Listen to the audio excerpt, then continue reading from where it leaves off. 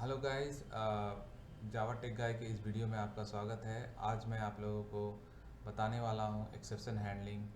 और exception handling के पूरे इंटरनल्स में हम लोग जाएंगे आज, और कैसे समझेंगे कि एक्सेप्शन हैंडलिंग क्या होता है और एक्सेप्शन हैंडलिंग को यूटिलाइज कर कैसे किया जाता है। जब हम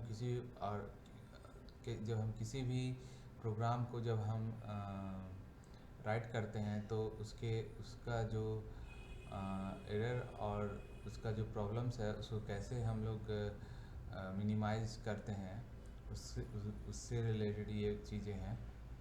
तो गाइस, सबसे पहले मैं आपको बता देता हूँ ब्रीफली कि मैं आपको इस वीडियो में आज क्या कवर करने वाला हूँ। तो सबसे पहले कवर होगा इंट्रोडक्शन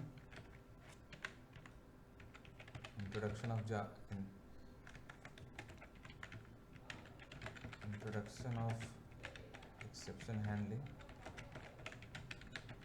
फिर कवर होगा आपका run time stack mechanism. What is run time stack और default exception handling in Java. Default exception handling in जावा।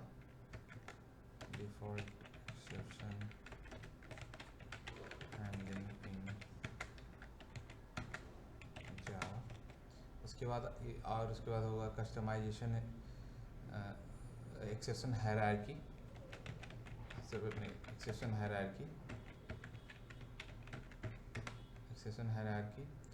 इसके बाद customization of customized exception handling by using the try catch. Customised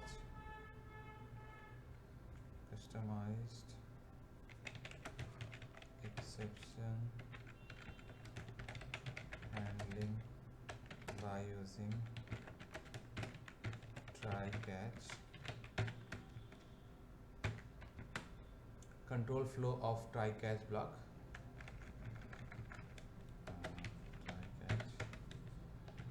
Control flow of try catch. उसके बाद how to print method information, how to print exception information.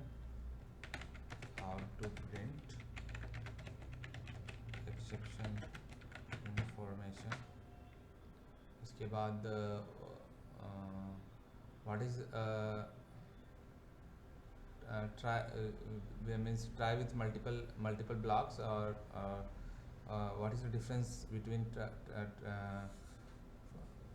finally and means what is the finally what is try with multiple catch blocks.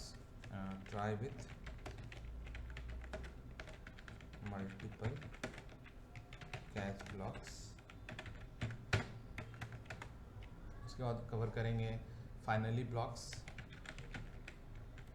Finally block क्या होता है, finally block कैसे execute होता है।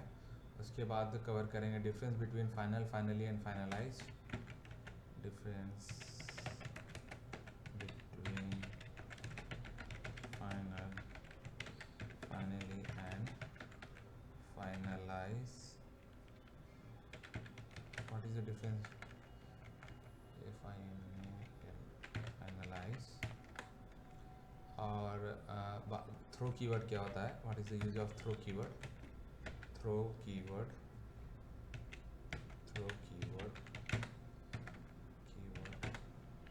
उसके बाद what is the use of throws keyword.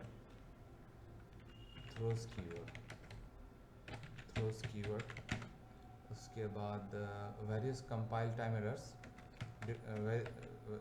Various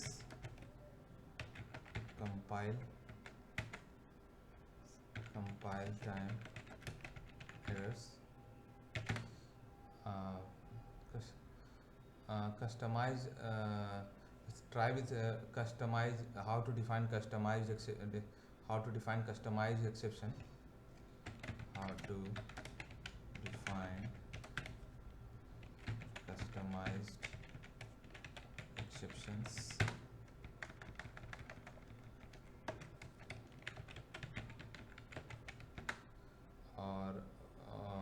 try with resources, try with resources and multi catch block. Okay, that's it, this is ये सब चीज़ें मैं आप लोगों को आज के इस ट्यूटोरियल में कवर करने वाला हूँ। तो अभी हम लोग शुरू करने वाले हैं कि इंट्रोडक्शन ऑफ एक्सेप्शन हैंडलिंग हम लोग शुरू करने वाले हैं। तो इस एक्सेप्शन हैंडलिंग होता क्या है एक्चुअली? एक्सेप्शन हैंडलिंग मीन्स अगर सपोज अगर मुझे अगर मैं स्टूडेंट हूँ और मैं अगर मैं कोई क्लासेस अटेंड करने जा रहा हूँ, तो क्लासेस अटेंड करने के पहले मैं क्या करूँगा? मैं तो सबसे पहले एक सिस्टमेटिक वे में सबसे पहले अलार्म लगाने का प्रयत्न करूँगा, ताकि मुझे अगर 7 बजे क्लास अटेंड करना है तो मैं एटलीस्ट 6 बजे 5 o'clock को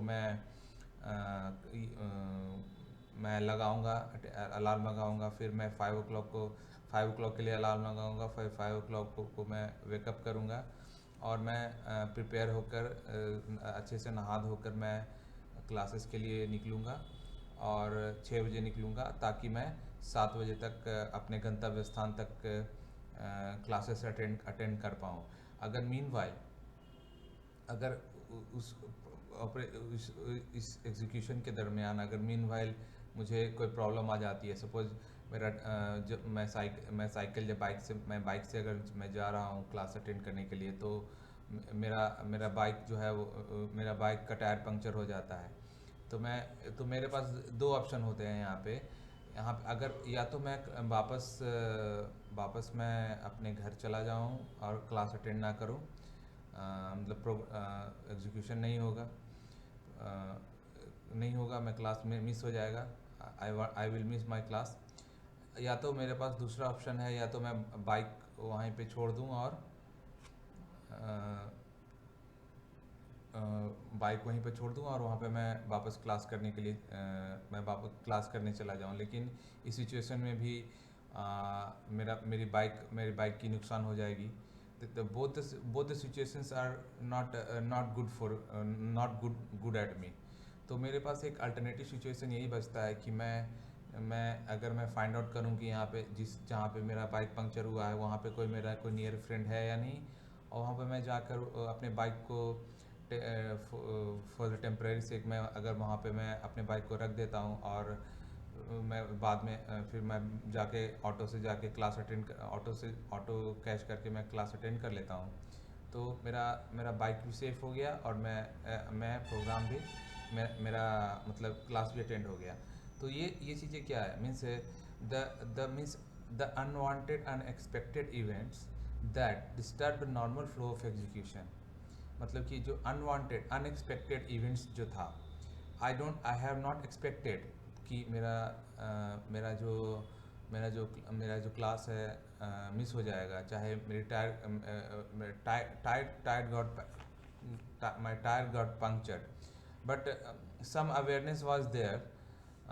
मीन्स तो alternative way of execution of that program is happened actually. तो अल्टरनेटिव वे में कि मैंने क्या किया, वो प्रोग्राम को मैंने एग्जीक्यूट किया, ताकि मेरा जो है वो जो नॉर्मल फ्लो ऑफ एग्जीक्यूशन जो था क्लास अटेंड करने का, वो मेरा कंप्लीट हो जाए। That is called it as exception handling. Means इसी को एक्सेप्शन हैंडलिंग कहा जाता है। इसी को एक्सेप्शन हैंडलिंग कहा जाता है। मतलब if the normal flow of execution is happening smoothly within the execution by using the try and catch means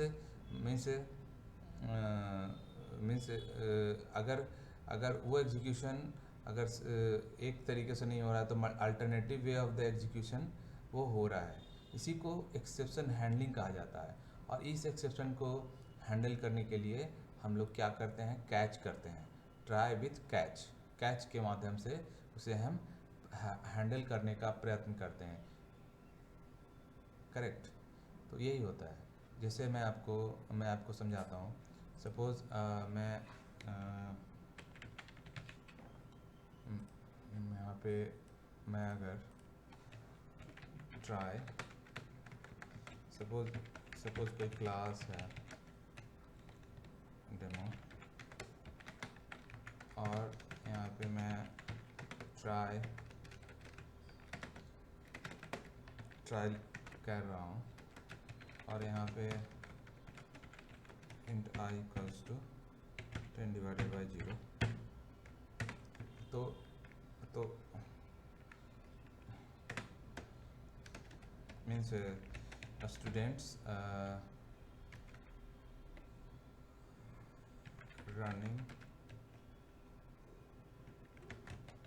with bike, तो क्या हो रहा है,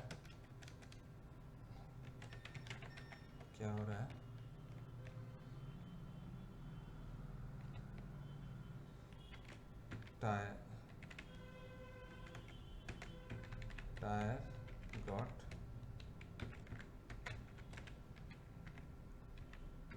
पंचर,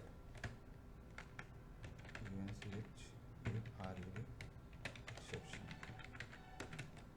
तो अब मैं क्या करूँगा, तो मैं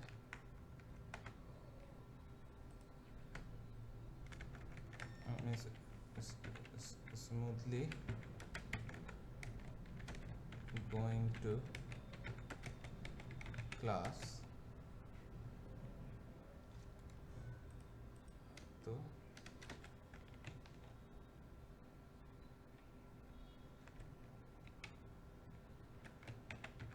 pick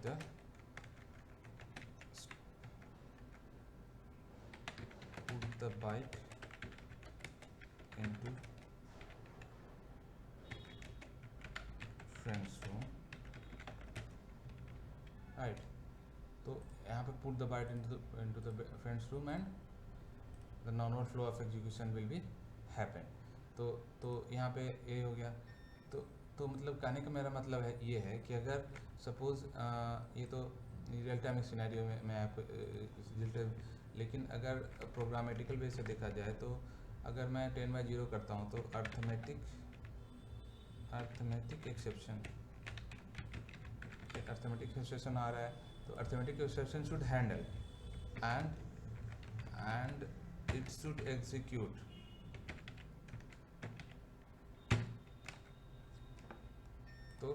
तो इसी को बोला जाता है exception handling. Run time stack क्या होता है कि रन टाइम स्टैक क्या होता है। Suppose main method is responsible for executing the program. Main method is responsible for executing the program. M1 method is also responsible for executing the program। और M1 method के अंदर suppose M2 method मैंने call किया है, और M2 method के अंदर मैंने सपोज M3 मेथड कॉल किया है। तो सपोज रन टाइम स्टैक क्या होता है, मैं आपको थोड़ा सा क्लियर कर दे रहा हूँ कि रन टाइम स्टैक मतलब कि the program is executing within that program is execution responsibility is taken care by the given to the some other functions। अगर सपोज क्लास अगर डेमो है, अगर ये डेमो क्लास है, राइट, और मैं अगर public static void main string array arcs में अगर कर रहा हूँ, अगर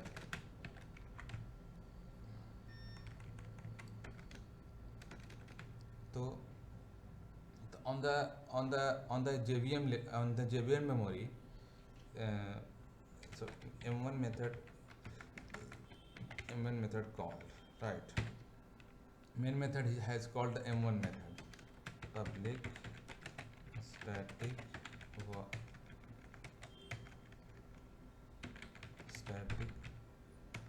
void m1 method, and m1 method has called the m1 method ने m1 method has called the m2 method, और m1 method जो है वो m2 method को m1 method जो है वो m2 method को कॉल किया, और m2 method static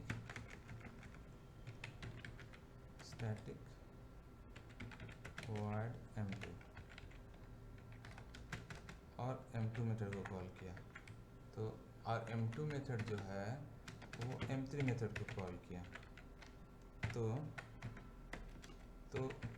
public static void m3, ये m1 मेथड जो है वो m2 मेथड को कॉल किया, m2 मेथड जो है m3 मेथड को कॉल किया, और m3 मेथड में some exception has arise.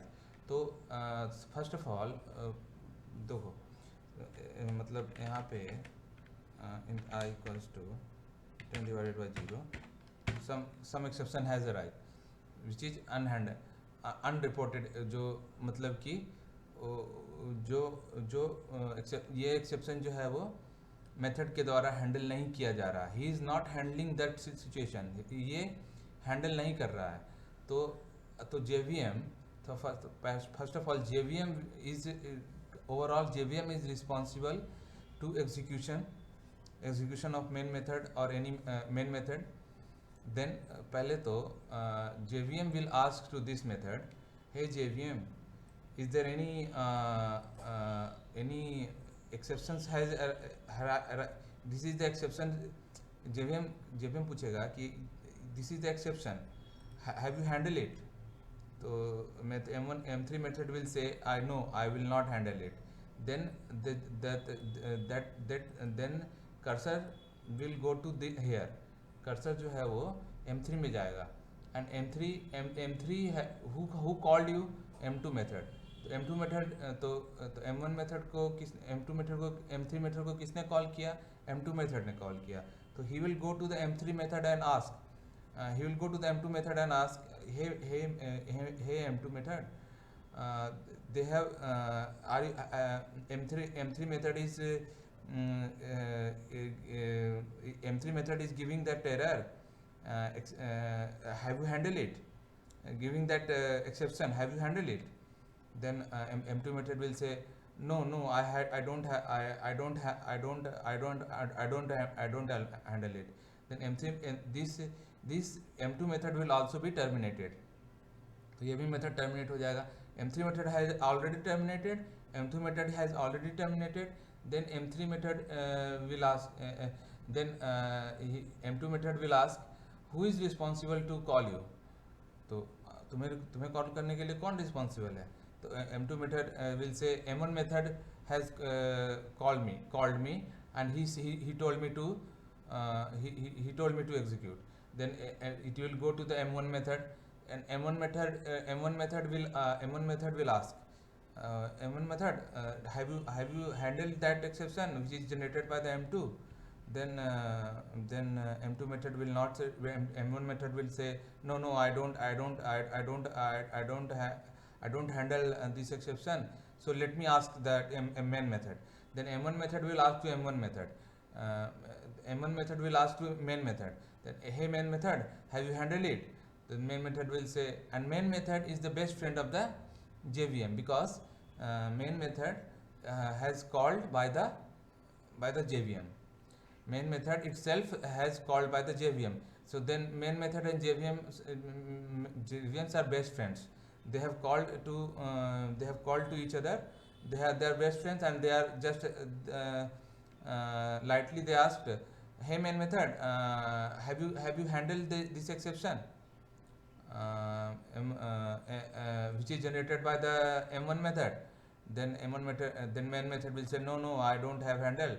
Then finally that all the situations will come to the JVM inside, and JVM has their own default exception handler, so that's why they will the JVM will call that method and say that okay I have I okay okay default okay give to the default exception handler, and default exception handler will throw that exception, and those things will show like that.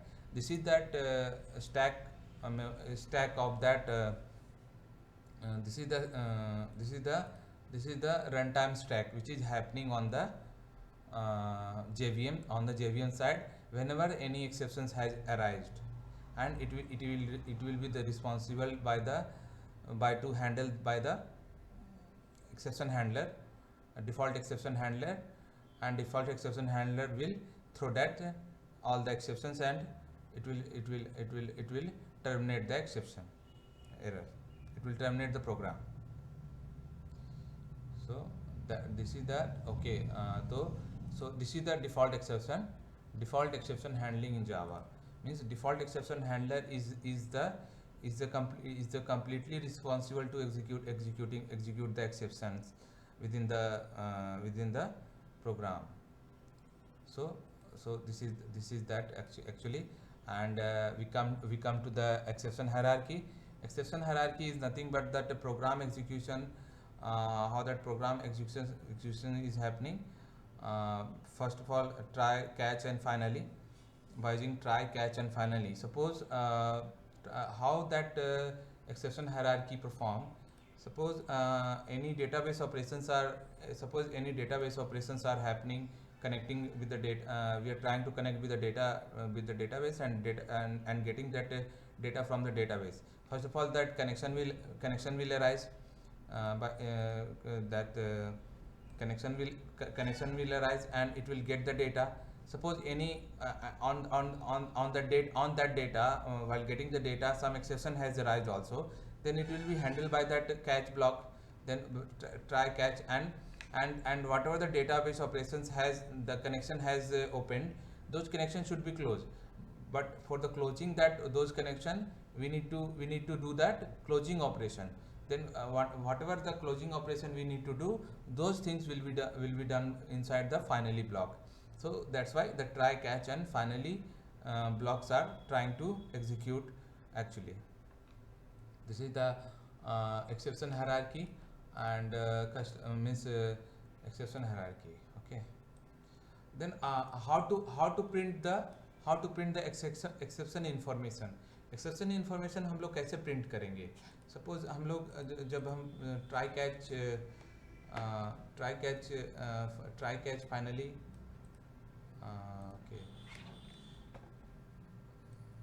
Exception information, अगर हमें कोई exception information अगर हमें कोई print करना है. Suppose अगर हमें कोई exception information we have to print. Suppose यहाँ पे we are connecting with the database operation.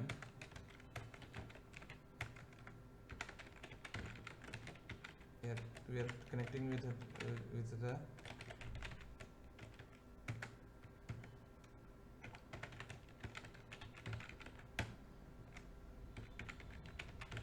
we are trying to connect with the database operation. अगर ये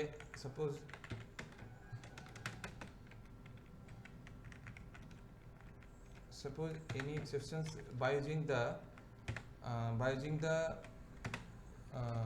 try, catch, SQL exception और SQL exception को print करने के लिए they have provided the one method, that is a print stack trace. तो जो भी यहाँ पे अगर suppose database connection has not performed, यहाँ पर अगर database connection perform नहीं होता है,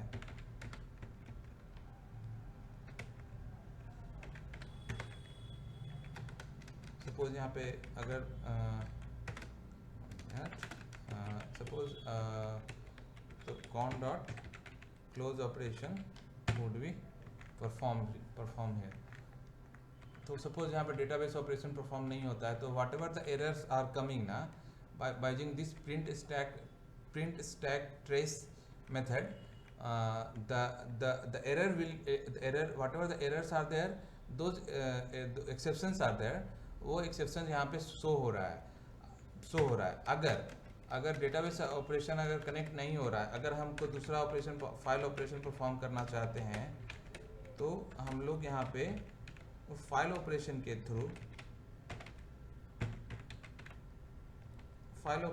थ्रू वो ऑपरेशन परफॉर्म कर सकते हैं। लेकिन यहाँ पे मतलब अगर as a programmer point of view, अगर हम देखना चाहते हैं कि यहाँ पे कोई एक्सेप्शन आ रहा है या नहीं आ रहा है, then because of the handling things, तो फॉर द लॉगिंग पर्पस, मतलब for the safety of the for safe security of that database connection is performing और नॉट, वो कनेक्शन अगर वो चेक करने के लिए वो हम यहाँ पे वो चीज़ें करते हैं, ताकि डेटाबेस जो है कनेक्शन जो है वो अनवांटेडली वो जो है ऐसे ही अनयूटिलाइज्ड वे में ना रहे। ओके गाइज, अभी यहाँ तक try with print stack, how to print exception information cover हुआ है। बाकी के टॉपिक में बने रहने के लिए नेक्स्ट एक्सेप्शन हैंडलिंग का सेकंड पार्ट ज़रूर देखिए। Thank you so much for your attention and cooperation. Thank you.